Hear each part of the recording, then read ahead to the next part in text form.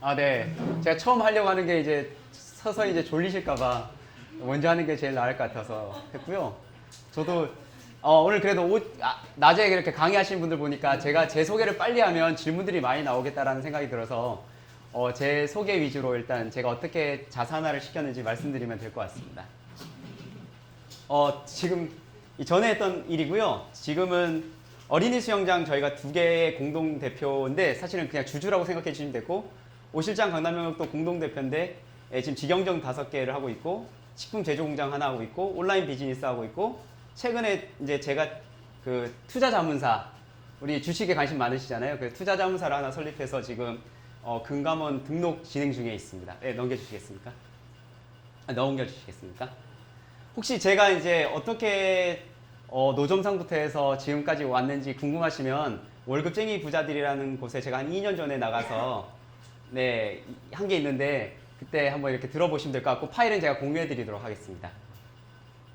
네, 오늘 목차는 이렇게 되고요. 일단 자산과 부채, 오늘 자산화 배우시니까 자산이 뭐고 부채가 뭔지 잠깐 설명드리면 일단 나에게 돈과 시간을 가져다 주는 것은 자산, 반대로 빠져나가는 것은 부채. 예를 들어 저희가 집을 샀는데 10억짜리 집에 대출이 7억이 있고 뭐 한 달에 이자가 뭐 200만 원, 300원씩 나가는 거는 부채. 근데 부채도 좋은 부채가 있고 나쁜 부채가 있습니다. 이거는 워낙 잘 아셔서 그러신데 혹시 여기 직장인 계신가요? 아, 직장 대표님이시잖아요. 직장 아닌가요? 아, 그렇죠. 아, 그래도 사업가시죠. 그 다음에 자영업, 사업가, 투자가인데 다들 어디에 있고 싶으세요? 사업가 하고 싶으신 분, 투자가 하고 싶은 분. 그렇죠. 지금은 투자의 전성시대죠. 네, 다들 부동산 얘기하고 코인 얘기하고 그러니까요. 저는 직장 생활도 해봤고 자영업도 해봤고 사업가도 했고 투자도 해본 것 같아요. 사업이 사실 처음에 시작될 땐 다 자영업이잖아요. 저도 오실장 강남면옥을 하나, 두 개일 때 했을 땐 서빙도 해봤고 설거지도 해봤고 그랬기 때문에 자영업이었고 지금은 어느 정도 시스템이 갖춰져서 사업가고요. 그리고 투자는 원래 증권회사 출신인지라 투자를 예전부터 해왔었고요. 그래서 짧게 설명드리면 내 시간을 팔아서 돈을 얻으면 직장인이고요. 그 다음에 이것도 내 시간을 팔아서 돈을 얻는데 대신 인건비가 좀 높은 거죠. 전문직이다 보니까. 요즘은 그것도 어렵긴 하지만 뭐 의사나 변호사나 그래서 내가 자산인 거고요. 사업가는 시스템을 만들어 놓고 좋은 분들을 고용해서 그분들과 함께 사업을 영위해가는 것. 그래서 시스템을 활용하는 건 사업가고 그리고 그런 잘 되는 회사에 투자하고 그리고 부동산을 취득하는 건데 아마 오늘 이렇게 낮에 보니까 다 부동산에 관심이 많으신 것 같아요. 부동산에 좀 집중 한번 해보도록 하겠습니다. 증권회사 다닐 때 제가 항상 이렇게 파워포인트 자료 만들어서 갖고 다닐 때 저의 모습이고요. 네, 넘겨주시겠습니까? 그러니까 자영업의 사업가, 저는 처음에 사업을 그래도 조금 그래도 했었다. 그러니까 한 달에 뭐 2, 300만 원 벌었었다라고 했던 게 사실은 노점상이었습니다. 대학교 때 노점상을 했었고요. 이게 이제 기회가 돼서 액세서리 사업을 했던 것이 그게 또 연결이 돼서 제 친구와 동업으로 이제 마트마다 액세서리 매장들이 꼭 하나씩 있잖아요. 4개 때 저희가 인수해서 11개의 본사를 운영을 했었던 그때 처음으로 시스템이라는 것을 경험을 한번 하게 된 그런 계기가 있었습니다. 그래서 여기가 사무실이었고요. 뭐 매장들이 이렇게 있었습니다. 외식 비즈니스는 사실 투자자로 접근을 했고 오 실장님이 저희 손이처남이세요. 그러니까 제 와이프의 오빠가 4분 계신데 넷째 오빠가 20살 때부터 요리를 하셨고 제가 올해 이제 41살인데 같은 동갑이신데 1호점을 여기에다가 이제 오픈을 하시고 이제 여기에 이제 냉면집을 오픈하셨는데 원래 고깃집을 하고 싶어 하셨는데 닥트 값이 없어서 일단 냉면집 먼저 하자. 돈 벌면 닥트 해가지고 고깃집으로 바꿔야지 했던 게 지금까지도 이렇게 오실장 강남면옥이라는 함흥냉면 전문점을 지금 일산 파주에서 하고 있는데요. 이제 2호점을 하려고 보니까 이 1호점이 너무 주방이 협소해서 겨울에는 갈비탕을 못 끓이는 구조인 거예요. 그래서 2호점을 좀 큰 거를 얻어서 그 주방에서 우리 조달하자. 이렇게 해서 1호점을 서포트하는 2호점을 하자 했는데 사실 그 2호점이 이제 소위 약간 대박이 나면서 지금의 저희 비즈니스가 있게 됐습니다. 그래서 제가 이 매장에 이제 투자하면서 1, 2호점의 지분을 이제 반반씩 취득할 때 큰 돈이 투자되지 않았고 사실 그때는 사업의 철학 이런 걸 잘 몰라서 이 매장이 잘 되면 내가 제일 좋아하는 함흥냉면을 평생 먹을 수 있겠구나 라는 간단한 아이디어와 그리고 그리고 큰 돈을 투자하지 않았기 때문에 혹시 그때도 저는 이제 주식 투자를 늘 하고 있어서 잃을 수도 있는 돈이야 라고 생각을 하고 큰 돈을 못 벌더라도 혹시 아내의 생활비에 그냥 보탬이 될까? 그냥 짧은 생각으로 투자를 했습니다. 근데 이제 2016년도에 소위 1년도 안 돼서 너무 많은 분들이 찾아와 주셔서 아, 이게 사업이 될 수 있겠구나라고 생각하고 2017년 초에 외식업을 좀 더 제대로 공부를 해봐야겠다라고 생각하던 채 제가 외식경영이라는 잡지를 보고 이 공유FC 방순희 대표님을 만나게 돼서 사실 그 인연으로 지금까지 왔고요. 저는 공유FC의 최대 수혜자라고 생각을 하면서 항상 그 방순희 대표가 부르면 항상 묻지도 따지지도 않고 그냥 제가 그 뭐 다양한 것들을 하다 보니까 코에 걸면 코걸이, 귀에 걸면 귀걸이거든요. 그래서 오늘 자산하러 나왔습니다. 하지 않아도 안 돼. 지금 불러가지 마. 네, 이게 3호점이고요. 그 다음에 넘기시면 이게 이제 작년에 오픈한 4호점이고 다음에 넘기면 이게 이번에 오픈한 서울 장안점 5호점입니다. 이렇게 하고 저희가 그 여의도 IFC몰에 오감면옥이라는 브랜드에 저희 제품을 100% 납품을 해주고 있습니다. 네, 여긴 제 제조 공장이고요. 네, 넘겨주시겠습니까? 교육 비즈니스는 저희가 이제 어린이 수영장이라고 아이들을 5명, 선생님 1분 이렇게 해서 아이들을 집 앞에까지 데리러 갔다가 데리고 와서 1대5로 소수정예로 이렇게 아이들 수영을 가리키고 다시 머리 말려주고 씻겨주고 그리고 집 앞에까지 데려다주는 그걸 청주에서 하고 있고요. 이 청주 어린이 수영장을 저희가 하게 된 계기는 제가 지금 이 사업을 경영하고 계신 그러니까 저는 이제 경영에 전혀 참여하지 않는데 이 형님이랑 원래는 그 임대 사업을 시작을 했어요.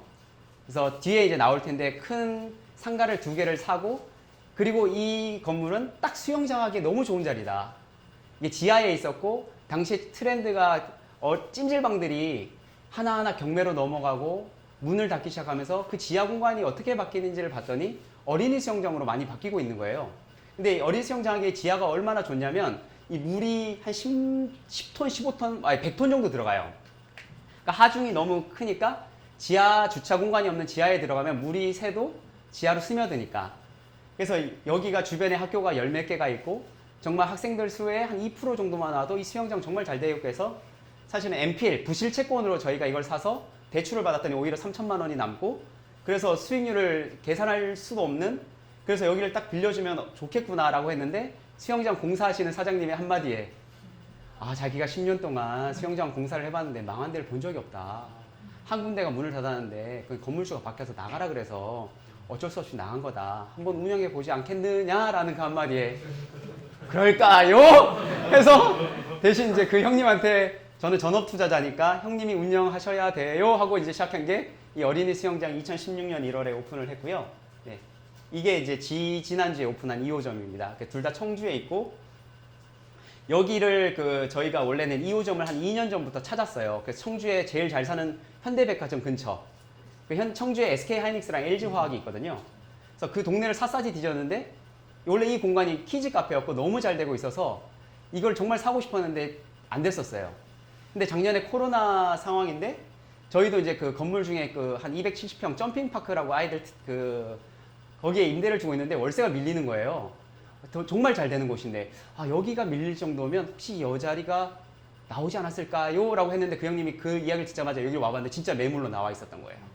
저희가 작년에 그걸 그래서 저렴하게 한 3천만 원 깎아서 인수해가지고 공사를 해서 이제 오픈을 했습니다. 온라인 비즈니스는요, 저희가 이제 6개월 안 된 건데 저희 그 식품 제조 공장에서 갈비찜, 갈비탕, 뭐 냉면 다대기 이런 걸 다 만들어서 납품을 해주다 보니까 우리 갈비찜을 한번 알려보고 싶다라는 생각에 사실 이 갈비찜의 수요가 얼마나 있는지 모르고 들어갔는데 불과 2, 3개월 만에 1등을 했어요. 네이버에서요. 야 대단하다 했는데 나중에 이제 아이템 스카웃이라는 사이트에 들어가서 검색을 해보니까 저희가 단연 1등인데 수요가 너무 적은 시장에 들어간 거예요. 그래서 지금은 이것을 계속 디벨롭하면서 이제 다른 카테고리, 다른 제품으로 음식이 아닌 다른 제품으로 넘어오려고 지금 준비를 하고 있는 상황입니다. 투자 비즈니스는요, 제가 최근에 얻은 그 투자 자문회사 사무실이고요. 최근에 공모주 되게 핫했잖아요. 공모주 핫해서 제가 이렇게 카톡방에서 이렇게 제 주변에 대표님들이 공모주 어떻게 하는 거냐 이렇게 해서 카톡방이 하나 만들어지고 작년부터 이렇게 리딩을 했었어요. 이거 청약하십시오. 이거 이제 파십시오. 이런 것들을 작년에 이제 뭐 BTS부터 시작해서 올해 이제 SK 사이언스라든가 SKIT라든가 이런 것들을 했는데 개인이 하는 건 되게 한계가 있어요. 경쟁률이 높거든요. 근데 기관은 사실은 청약 증거금도 필요 없고 그리고 개인보다 10배에서 20배, 많게는 50배까지도 더 수량을 받을 수 있어요. 그래서 그거를 한번 활용해 보고자 제가 일단은 제 자산을 잘 한번 운용해 보고자 그래서 기관의 이름으로 한번 청약을 해 보고자 예, 이거를 지금 법인을 만들었고 한 9월이나 10월 달에 이제 등록이 돼서 투자 자문사. 그러니까 지금은 사실은 투자 자문이라는 이름을 쓰지 못하고요. 등록이 되면 이렇게 쓸 수 있습니다. 네. 유형 자산은 이 건물이 다 제 거면 좋겠는데 네, 여기에 이제 10층 건물이 270평이 제가 임대 사업을 해야겠다라고 생각했고 증권회사를 이제 나와서 전업 투자자를 할 때 이 투자라는 것은 사실은 내가 잘못된 판단을 하면 다 잃을 수도 있다라는 그런 생각이 있어서 내가 다 잃더라도 이 자산을 자녀가 둘이 있는데 그 자녀들이 성장하는 데 있어서 와이프가 걱정 없이 뭔가를 할 수 있도록 해줘야겠다 해서 이런 자산을 취득을 하기 시작했고 2013년도에 취득했고요. 당시에 이게 그 법정관리 들어간 건설회사 거여서 수의계약으로 저희가 샀어요. 10억에 샀고 8억 8천에 대출을 받았고 지금 여기가 8천에 800만 원의 세를 받고 있습니다. 그러니까 실제로 자기 돈이 얼마 안 들어간 거고요. 제가 이걸 투자했을 때는 항상 내 돈을 다 넣었을 때 수익률이 10% 나와야 된다. 대출을 끼면 지금 저희 돈이 한 1억 정도 들어갔는데 800만 원 받고 있고 은행이자 250만 원 내고 있다 그러면 1년에 6,600만 원이니까 66% 연간 수익률은. 그렇게 해서 이미 투자금은 저희가 5년 넘게 갖고 있어서 회수를 많이 했고 금리가 점점 낮아지면서 사실은 그 상가의 가격은 반대로 오르기 때문에 아직 소유하고 있고 최근에 이제 팔려고 약간 내놓은 상태입니다. 하나 더 갖고 있는 것은 이 건물의 2층이고요. 제가 증권회사를 들어가기 전에 경매를 조금 남들보다 일찍 시작했던 계기가 있어요. 지금처럼 막 부동산이 폭등했던 거가 비슷한 2006년, 7년, 8년 서브프라임 전까지 이 3년 동안 제가 투자를 했었는데요. 그때는 아파트 투자만 많이 했었고요. 예, 이 상가에 대해서는 크게 관심을 갖지 못할 때 이 상가가 예전에 저축은행이 한번 부실화될 때 저축은행이 갖고 있던 물건을 공매로 저희가 아주 싸게 이것도 사들여서 이것도 저희 돈을 다 넣었을 때 240평이고 원래는 여기가 미용실이 있었고 감정평가 기관이 있었고 PC방이 있었고 이렇게 있었는데 지금 현재 한 2주 전에 미용실이 나간 상황이라 공실인 상황이고 당시에 이걸 8억 8천 정도에 샀는데 지금 새는 원래 미용실 있을 때는 750만 원 정도 받았던 보증금 7천만 원에 750만 원 받았던 상가고 이것도 사실은 둘 중에 어떤 게 먼저 팔리든 하나는 현금화를 시켜야 된다는 생각에 금리가 인상되면 상가에 그렇게 좋은 영향이 있지 않을 거라는 생각에 현금화 시키려고 이것도 내놓은 상황입니다. 네, 다음. 제가 사실 이제 그러니까 무형자산이 있고 유형자산이 있는데 저는 지금 사업을 하고 시스템을 가지고 시스템을 결국 운영하는 그것들은 우리 함께하는 팀원들의 몫이거든요. 저는 그게 무형자산이라고 생각을 하고 있고 이번에 이베이가 이제 지마켓하고 옥션을 팔려고 할 때 신세계랑 롯데가 붙었는데 지금 신세계가 우선 협상사가 됐는데요. 그 지마켓이나 이 옥션에 그런 이미 온라인에서 갖고 있는 점유율을 갖고 오고 싶은 것도 있지만 요즘 그 온라인 쪽에 엔지니어의 몸값이 되게 비싸요. 그래서 사실은 그런 무형자산, 그 직원들 그대로 우리가 롯데나 신세계에서 활용할 수 있다는 그런 생각에 두 회사가 입사를 했던 거거든요. 그런 무형자산인데 만약에 이제 여기서 사업하시는 대표님들이 있으시면 내가 지금 자영업인지 사업인지 애매모호하다 할 때 꼭 제가 항상 추천해드리는 책이거든요. 그래서 제가 모든 걸 다 짧은 시간에 설명드리기 어려워서 이 책을 꼭 한번 추천드렸고요. 네. 그리고 내가 사업을 하고 있는데 사업은 어느 정도 되는 것 같은데 내가 사업에 철학이 있을까? 내가 왜 이 사업을 하지? 저도 그랬던 적이 있거든요. 약간 매너리즘에 빠졌던 적이 있었어요. 왜냐하면 비즈니스 모델만 보고 이렇게 투자를 하고 사업을 진행하다 보니까 내가 왜 이 사업을 하고 있지라는 그런 고민이 있을 때 한참 그걸 찾다가 이 책을 우연히 읽게 됐는데 이 책을 보면서 제가 회사의 철학을 처음으로 갖게 됐거든요. 그래서 정말 리얼한 얘기고 너무 재밌어서 어쩌면 하루 만에 다 읽을 수 있는 책이라 꼭 읽어보시기를 추천드립니다. 네, 무엇이 성공인가? 네, 넘겨주시겠습니까? 저는 성공은 목표라고 생각하거든요. 혹시 내가 정말 5년 안에 상가나 내 땅에 뭘 건물을 짓겠다라고 하는 목표가 있으신 분 있으신가요? 있으세요? 두 분은 이미 뭐 잘하고 계시니까 그 두 분 빼고 혹시 있으신가요? 나 진짜 하석이? 김정환 대표님? 네. 맨 먼저 손을 던 우리 제가 할 수 있는 게 없어서 부회인 문학. 제가 최근에 누구한테 선물 받았는데 너무 재밌어서 읽었던 책인데 우리 하석 분에게 드리겠습니다. 네. 저는 성공은 목표라고 생각하고요. 사실 목표라는 건 방향인데 사실 성공의 기준은 다 다르세요. 꼭 자산을 시켜서 내 건물을 갖는 게 성공은 아니라고 생각하고요. 사회적 기업에서 정말 사회의 가치를 위해서 일하는 그런 분들도 저는 성공이라고 생각을 하고 저는 오히려 후자에 가까운 사람입니다. 예, 넘겨주시면. 그래서 저는 최근에 들었던 질문 중에 이 질문이 저한테 되게 인사이트 있던 질문이었어요. 한번 꼭 자기 자신에게 대답해 보시면 내가 어떤 길로 가고 싶어 하는지 명확하게 알게 돼요. 저는 제가 존경하는 분이 저희 어머니시더라고요. 어머니는 사업을 하시는 분도 아니고 그냥 신앙인으로서 되게 신앙생활을 성실하게 오랫동안 40년 동안 여름 성경학교, 뭐 성경학교 선생님 이렇게 하시는 저희 어머니가 제일 제가 존경하는 분이거든요. 저희 아버지는 사업을 하지만 저희 아버지가 보다 저희 어머니가 사실 더 존경스럽습니다. 40년 동안 꾸준히 그걸 하신다라는 게. 예, 그래서 저는 사업이 큰 돈을 벌고 이런 건 아닌데 어떻게 사업을 하다 보니까 지금까지 이렇게 왔는데요. 그래서 이거는 꼭 한번 해보시길 원하고 제가 블로그에 정리한 게 있어서 한번 올려봐 드리도록 하겠습니다. 넘겨주시겠습니까? 네. 근데 목표를 세우지 않는 이유가 많이 있어요. 왜 그렇죠? 왜 목표를 세우지 않을까요? 사람들은 다 목표가 있고 꿈이 있다 그러는데 왜 목표를 세우지 않을까요? 지킬 수 없어서. 그죠? 지킬 수 없어. 또 계속 달라져서 무서워서. 그렇죠. 무서워서 지켜야 되니까 또 어떻게 설정하는지 모르겠어서. 그렇죠. 어떻게 설정하는지 모르겠어서. 네. 질문 중에 하나의 답변이 있어가지고 어떻게 질문하는지 모르겠어서 드리겠습니다. 네. 목표를 세우지 않는 이유 중에 정말 어떻게 세우는지 몰라서인 경우가 있습니다. 그래서 제가 거기에 답할 수 있는 질문을 7가지를 제가 블로그로 올려드리면 거기 한번 답변을 해보시면 아 내가 목표를 세우겠구나 이런 생각하게 되고요. 그리고 한 번은 또 내가 얘기하면 못 지키면 쪽팔리니까 그래서 꼭 목표를 갖고 있는 사람들끼리만 공유를 하셔야 되고요. 그리고 실패할까봐. 근데 실패를 극복하는 것이 사실 성공의 필수 요소니까 꼭 해보시길 원하고 넘겨주시겠습니까? 네, 넘겨주시겠습니까? 네, 그래서 성공 능력은 사실은 자산을 내가 꼭 만들겠다. 내 건물을 꼭 사야겠다. 내 땅을 꼭 사야겠다. 라고 생각하면 사실 방법이 정말 많아요.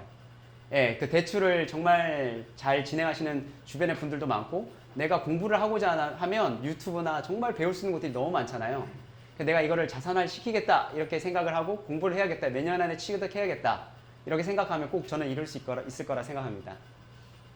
제가 이거 설명드리려고 했는데 아침에 그 소개해 주셔가지고 와 역시 고수는 다르시다 이랬는데 넘겨주시겠습니까? 이건 아파트 할 때 너무나 다 알고 있는 어플이고요. 호갱노노고 그 다음 거는 밸류맵이었어요. 예, 근데 예, 알려주시고 전 디스코는 몰랐는데 디스코를 또 알려주셔가지고 감사하게 바로 다운로드 받았습니다. 다음. 네. 그래서 출발하기 위해 위대해질 필요는 없지만 위대해지려면 출발부터 해야 한다. 네, 라는 말로 일단 발표를 끝내고 질문 있으시면 잠깐 받도록 하겠습니다. 첫 질문 제가 먼저 할게요. 네. 아마 이 최초일 건데 너무 되게 자기 자본을 얘기하면 너무 쑥스러워하실 것 같고 그냥 저 직설적으로 한번 여쭤보겠습니다. 총 자산이 얼마인가요? 이 질문 아무도 안 했어요. 근데 저니까 하는 거예요. 체크할 수 있거든요. 아, 자산은 저희 와이프도 모르고요.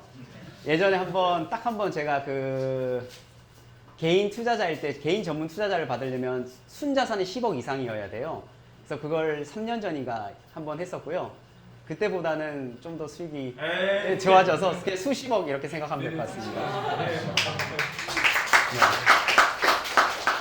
네, 그렇습니다. 혹시 또 질문 있으실까요? 다들 위기수치를 그러니까 이런 질문 하면 안 된다고요. 수치가 얼마인지 모르잖아요, 우리. 장사가니 장사가 900명 올랐다. 아, 아닙니다. 전혀 그렇지 않습니다. 네, 질문 혹시 있으시면. 네네.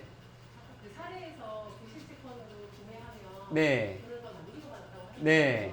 근데 저도 주변에서 사업하시는 분들 보면 다 부동산 파시면서 더 많이 받으셨더라고요. 네. 아까 말씀하셨던 것처럼 뭐 업다운 계약 여러 가지가 있지만 네. 부실채권으로 사셨던 그 사례 더 정확하게 말씀해 주셨으면 좋겠고 법정 관리로 아까 사셔서 시계약으로 네네. 그것도 사례를 조금 더 아, 그렇습니다. 네, 사례 스토리를 조금 더 아, 콕 집어서 말씀해 주셔서 감사합니다. 어린이 수영장은 그러니까 지금 MPL이라 그러는데 사실 지금은 되게 기관들이 할 수 있는 플레이고요. 그 사이에 법이 바뀌어서 근데 지역 단위 농협, 지역 새마을금고는 딜을 할 수 있어요. 예. 그래서 일반 1금융권은 안 되고요. 거기가 지역 단위 농협인데 지하를 내려갔더니 물이 새고 있는 거예요. 물이 밑에 흥건하더라고. 지하인데 물이 새가지고 건물이 오래돼서요. 그래서 저희가 이건 물은 치우면 되는 거고 방수공사는 하면 되는 거고 이게 이제 감정가 6억에 이제 경매가 나와 있었던 물건인데 입찰을 할까 하다가 그 저랑 같이 사업한 형님이 옛날에 그 부실 채권으로 그걸 MPL이라 그러는데 그 MPL이 되게 이제 사람들한테 알려진 거는 우리 IMF 때예요. 외국 자본이 부실화된 채권들을 헐값에 사들여가지고 나중에 정상화됐을 때 제값을 주고 이제 팔았거든요. 그게 이제 항상 지금도 막 문제가 되고 막 국제 소송이 붙고 있는 론스타 뭐 이런 것들인데 그래서 그때 저희가 농협에다가 연락을 한 거죠. 이 부실 채권 우리가 이 가격에 사겠다 했는데 자기네들이 대출해준 것보다 너무 작은 거죠. 그래서 며칠 안 팔겠다 그랬어요. 근데 계속 유찰이 되니까 이 당담자가 어차피 이거는 상각을 시킨 거예요. 이미 대손 충당금을 다 쌓아놨어요.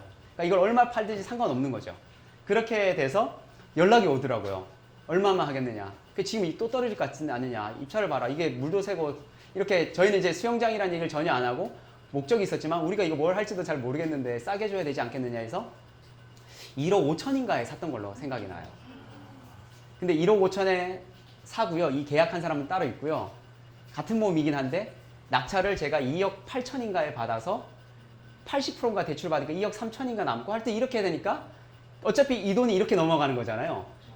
경매로 낙찰을 받고 이 돈은 다시 이 은행이 한 3, 4억 잡고 있으니까 이쪽으로 다 넘어가는 2억 8천이. 그럼 내 돈이 이렇게 한 바퀴 도는데 낙찰 금액 대비해서 감정가랑 낙찰가 중에 낮은 걸로 70%나 80% 대출을 해주니까 나는 사실은 실제로 산 가격은 한 1억 5, 6천. 뭐 근데 뭐 대출은 뭐 2억 이러니까 한 3천이 남았어요 그때. 예, 그렇게 됐던 거고요.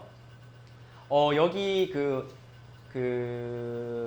화정동에 있는 그 물건은 자취 사업하는 형님께서 그쪽에 하나를 사고 있는데 부동산에서 연락이 왔어요. 혹시 좀 큰 건데 사시겠어요? 저희는 뭐 큰 것과 상관없이 수익률만 맞으면 사요 했는데 이 10층 건물을 알려주신 거예요. 근데 여기에 이제 휘트니스가 있었고 뭐 그 관리비가 몇 천만 원 밀려 있었고 유치권 뭐 이런 것부터 해서 이 관장님이 한때는 여기에 이 세입자의 회장이었어요. 그리고 이분이 좀 웃긴 분인데 실제로 만나보면 경매를 하다 보면 되게 경매하면 되게 두렵고 명도 이러면 되게 두려운데 사실 만나보면 사람과 사람 간에 만나서 이렇게 대화를 풀면 되게 금방 해결되는 경우가 있는데 이 웃긴 일화인데 실제로 이분이 그렇게 무서운 분은 아닌데요.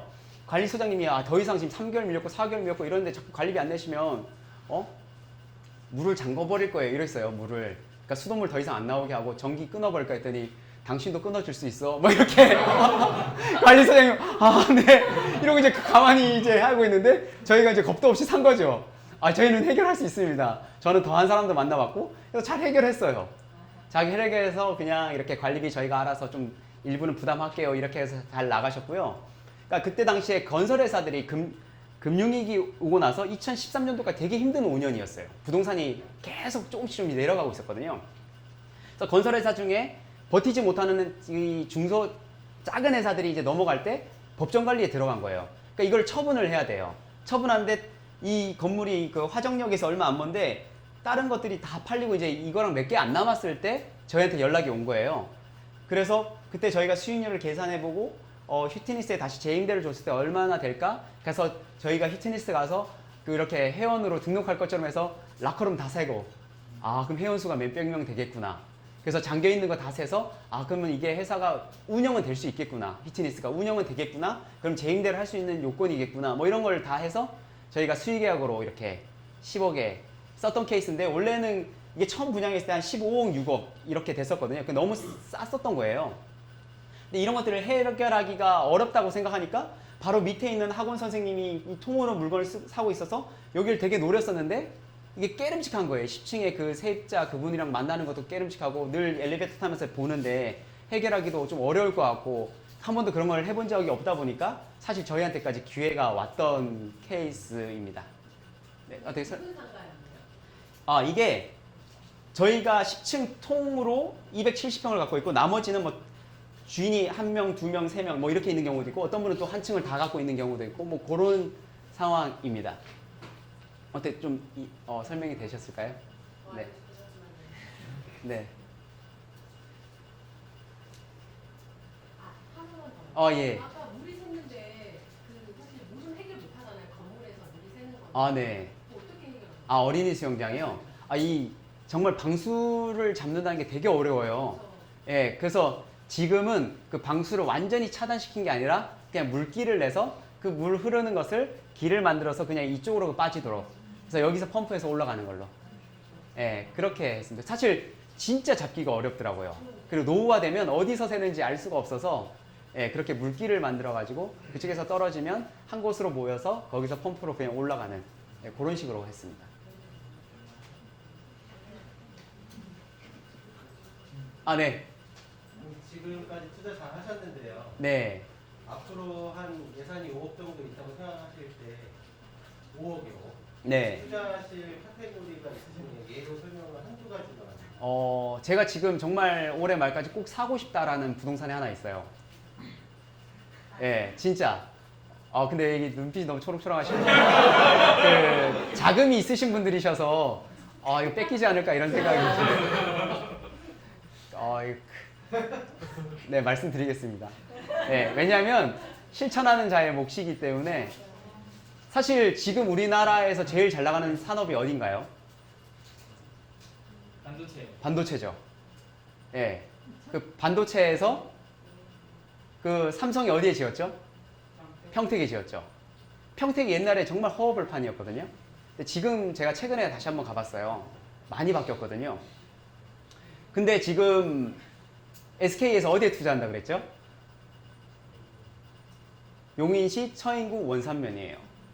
거기에 10년 동안 투자하는 금액이 얼마인 줄 아세요? 120조입니다. 이제 내년부터 공사가 착공이 되는데 하루에 일하는 인원이 몇 명인지 아세요? 2만 명입니다. 그래서 최근에 제가 거기에 큰 땅과 건물을 사서 거기에 그 음식점들을 다 입주시키려고 그랬어요. 땅은 한 2,000평, 건물은 600평, 50평씩 12개. 왜냐면 하루에 2만 명씩 일하니까. 그렇게 해서 땅을 사고 버티기만 하면 된다. 반드시 올라간다. 저는 지금도 많이 올랐어요. 근데 저는 10년 지나면 야, 그때가 싼 거였어 라고 생각할 것 같고요. 타이밍의 싸움인 것 같은데 그래서 제가 최근에 한번 돌아왔어요. 그리고 지금 공부를 하고 있거든요. 102조라는 돈은 사실은 우리나라의 돈은 지금 경부고속도로, 그 다음에 제2경부고속도로 이게 다 우리나라의 그 근간이 되는 산업 반도체에 지금 몰아주고 있어요.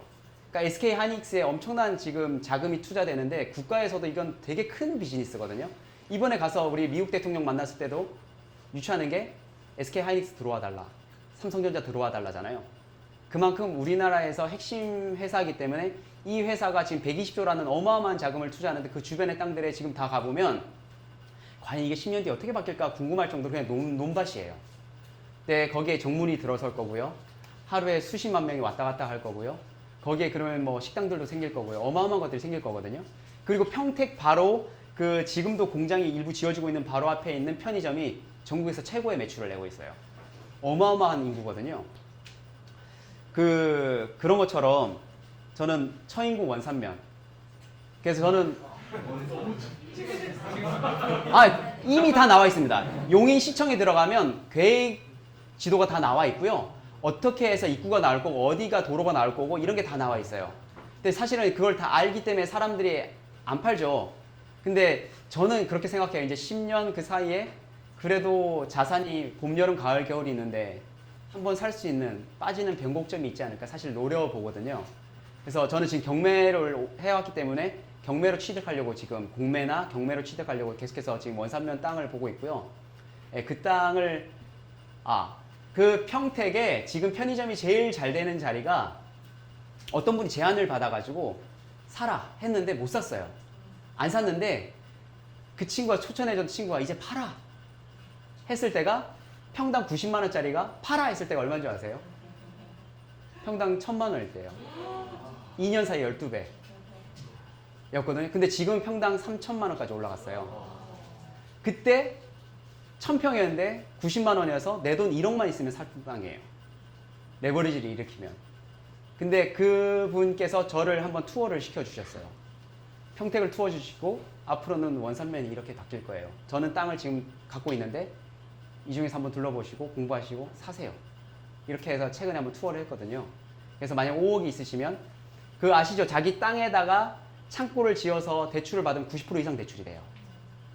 예, 그렇게 되니까 저는 거기에 식당을 지어서 그걸 유지해서 은행 이자만 낼 수 있을 정도가 돼서 버티면 완전히 달라진다.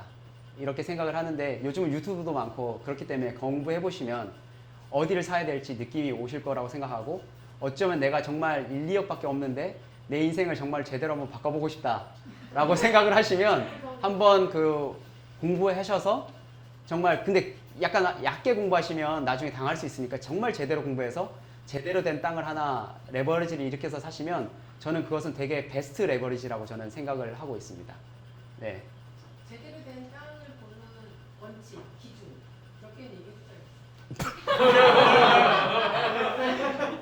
대충 넘어가려면 안 돼. 경찰인데요? 제대로 된 저는 그냥 비근한 예를 드릴게요. 그냥 땅을 이렇게 보시는 분들 중에 이렇게 하신대요. 정말 상당한 자산을 갖고 있는데 이렇게 가서 이렇게 해가지고 풀이 어디로 넘어져 있는지도 보고요. 그죠? 예, 이런 게 왜 그러냐면요. 만약에 이렇게 다 갔는데 길이 몇 개가 있어요. 근데 풀이 하나만 되게 유난히 많이 넘어져 있는 거예요. 무슨 얘기냐면 이쪽으로 통행량이 엄청 많다는 거죠. 그렇게 해서 뭐 이렇게 날려보기도 하고 많은 방법을 쓴대요. 사실은 방법은 없는 것 같고요. 동영상을 보시다 보면 생각지 못했던 만약에 길, 그러니까 그분이 땅을 사셨는데 정말 생각도 못하고 사셨는데 거기가 정문이에요. SK 하이닉스. 그러니까 이런 약간 운도 작용해요. 대신 이런 건 있죠. 금묵자학이라고 내가 묵 근처에 있으면 옷이 젖잖아요. 그리고 좋은 사람 옆에 있으면 내가 좋은 영향을 받잖아요. 그 처인구 원산면 그 어디를 근처를 사셔도 저는 그 영향을 받을 거라고 생각하고 그 영향이 지금 어디까지 가냐면 안산까지 가거든요. 안산에 최근에 쇼핑몰이 하나 입점을 했어요. 신세계에서 아시죠? 거기에 제2 경부고속도로 IC가 빠져나오는 길이거든요. 그런 영상들은 정말 많아요. 그런 영상들을 보시면서 내가 여기를 못 사면 내 자금으로는 안산까지 한번 내려가 볼까? 그리고 여기가 지금 SK 하이닉스부터 해서 클러스터를 만들려고 그래요. 평택, 처인구, 이천 클러스터. 이렇게 돼야 서로 물류가 왔다 갔다 하기 편하거든요. 가까워야지. 이렇게 되어 있기 때문에 한번 공부해 보시면 저는 이쪽 부분은 정말 저도 한번 제대로 공부해서 꼭 사고 싶다 생각하는 지역입니다.